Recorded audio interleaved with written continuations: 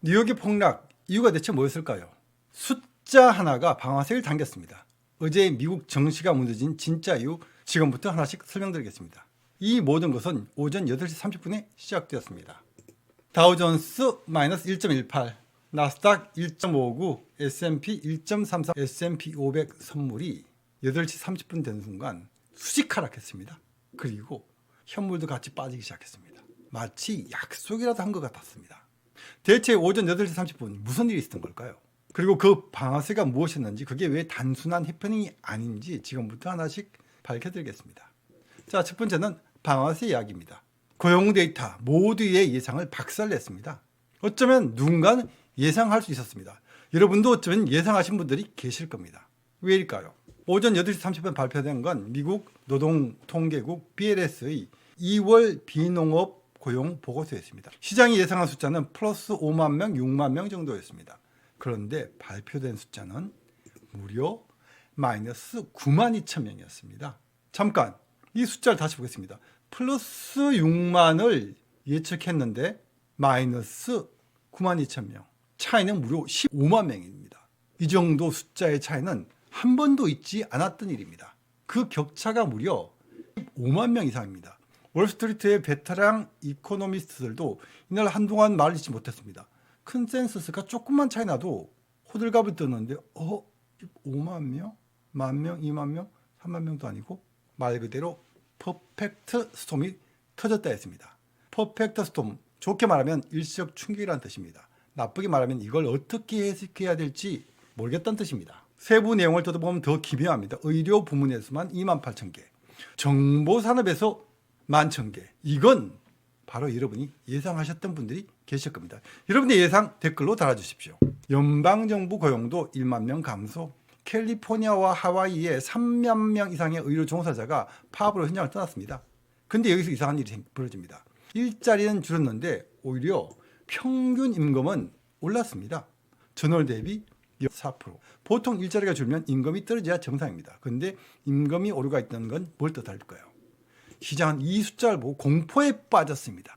일자리는 줄어드는데 물가 압력이 오히려 커지는 상황. 경제학 교과서에서는 이걸 스태그플레이션이라고 말합니다. 자, 첫 번째 균열 살펴보겠습니다. 연준이 이제 꼼짝도 못합니다. 연준은 앞으로도 뒤로도 못 가는 진퇴양원한 상황에 빠져버렸습니다. 이 고용 데이터를 가장 당혹스럽게 바라보는 사람이 있습니다. 바로 제롬 파월 연준 의장입니다. 오는 3월 17일 18 FOMC가 열립니다. 근데 이 회의가 이제 전혀 단순하지 않게 됐습니다. 발표 전까지는 시장은 금리 동결을 당연하게 생각했습니다. 페드워치 기준 금리 동결 확률 97%입니다. 근데 오늘 고용 쇼크가 터졌습니다. 연준은 이제 어디로 가야 되지? 동결하면 안 되는 거 아니야? 그럼 어떻게? 인하하면 안 되는 거 아니야? 그럼 어떻게? 이것도 저것도 아무것도 할 수 없는 상황이 되어버렸습니다. 그 이유를 쉽게 한번 설명드려보겠습니다. 금리를 내리자고 했더니 임금 상승 때문에 인플레이션이 살아날 수 있다고 생각할 수 있습니다. 금리를 올리자고 하니 이제 냉각되는 고용시장이 더 심각해질 수 있습니다. 동결하자니 전혀 대응을 하지 않는 상황이 되어버립니다. 그래서 이럴 수도 저럴 수도 없는 상황입니다. 자, 여기서 한참 더 이야기가 복잡해집니다. 어제 고용 쇼크가 방아쇠를 당기기 전 월스트리트는 이미 다른 불을 끄느라 사실 바빴습니다. 브렌트유가 주간 기준으로 35%가 폭등하면서 배럴당 90달러 돌파했습니다. 이건 2022년 이후 가장 큰 폭등입니다. 순식간에 15%라뇨. 상상도 못한 일입니다. 왜일까요? 이것은 여러분이 아시는 것처럼 유조선 운영사들이 인도를 거부하기 시작했습니다. 그리고 시장이 가장 두려운 단어가 다시 등장했습니다. 호르무즈 해협. 즉, 폭 33km의 이 수로 하나가 전 세계 원유의 20%를 담당합니다. 우리나라 같은 경우에는 거의 80% 이상입니다. 이곳이 막히면 JP 모건 추산으로 120달러에서 150달러까지 껑충 뛸 수 있습니다. 유가가 100달러에서 2달만 유지돼도 소비자 물가는 껑충 뛰어오릅니다. 기업들의 비용 구조는 무너지기 시작합니다. 그리고 연준은 이제 아무것도 할 수 없게 됩니다. 실제로 목요일 유가가 하루 만에 8% 이상 폭등했을 때 미국 정부는 긴급하게 시장에 개입 신호를 보냈습니다. 트럼프 행정부가 유가 급등에 대응하기 위해서 여러 가지 옵션을 검토한다는 신호였습니다. 그런데 지난 금요일 그 안도감이 최에 가시기도 전에 고용 쇼크가 또 터졌습니다. 이게 바로 원펀치, 투펀치 정체였습니다. 두 번째 주목은 유가 급등이 인플레이션을 자극하는 또 다른 촉매제다. 그리고 고용 쇼크가 경기 침체 공포를 자극한다. 이 두 개가 동시에 터지는 순간 시장은 이제 방향성을 잃었습니다. 그런데 진짜 적의 정체는 따로 있습니다. 이제부터 다시 처음 질문으로 돌아가 보겠습니다. 왜 아무도 빠져나오고 있지 못할까요? 답은 매우 단순합니다. 언제 어디서 나쁜 뉴스가 나올지 아무도 모르기 때문입니다.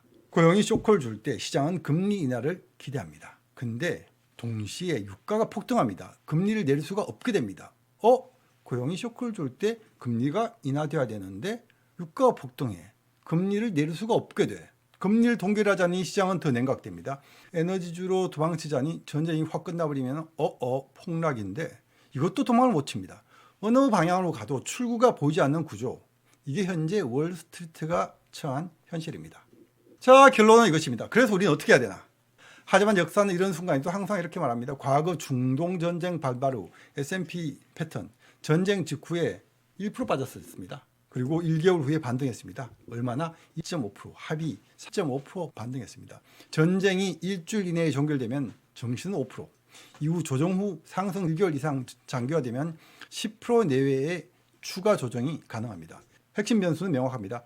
호르무즈 해협의 통행이 정상화되는 순간, 그 순간이 오면 유가 공포는 꺾이고 그리고 연준 다시 금리 인하 카드를 꺼낼 수 있습니다. 그리고 AI의 큰 흐름은 이 전쟁 때문에 바뀐 것이 아니기 때문에 반도체 인프라주는 강하게 반등할 수 있습니다. 지금 전략은 매우 단순합니다. 에너지 방산으로 피해 있다가 중장기로는 반도체와 인프라주를 관망하면서 진입 타이밍을 기다린다. 자, 여기서 가장 중요한 것이 있습니다. 총알이 날아다닐 때 매수하라. 단 어디서 날아온 총알인지 먼저 파악한 다음에. 다음 영상에서는 3월 17일 FOMC 회의 그리고 연준이 이 상황에서 어떤 선택을 할지, 그 선택이 시장에 어떤 신호가 될지 구독과 알림 버튼 누르셔서 다음 영상도 놓치지 말고 꼭 확인하시기 바랍니다.